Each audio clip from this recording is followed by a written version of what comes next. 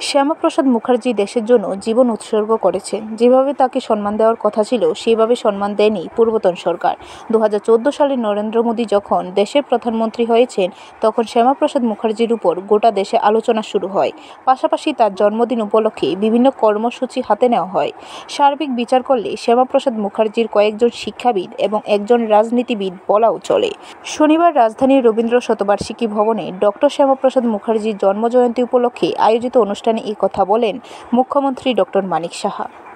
Doctor Shyamaprasad মুখার্জিকে যেভাবে ওনাকে সম্মান দেওয়া উচিত ছিল তৎকালীন সময়ে কেউ সেইভাবে পূর্বতন সরকার সেইভাবে সম্মান দেয়নি। তার একটা নির্দিষ্ট কারণ নিশ্চয়ই ছিল যে কারণে ওনাকে সম্মান দেয়নি।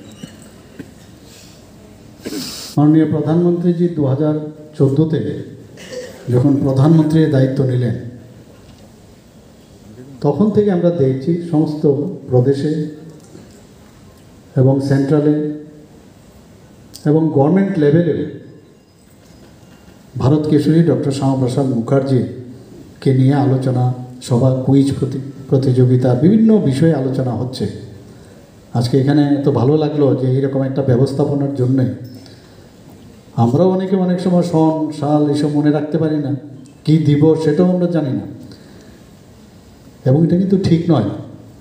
কারণ এমন একজন লিজেন্ড ব্যক্তি, এমন এক ফ্যামিলির সুপুত্র, সবাই জানেন স্যার আশুতোষ, বাংলার বাঘ যাকে বলে, আশুতোষ মুখোপাধ্যায়ের কৃতি সন্তান।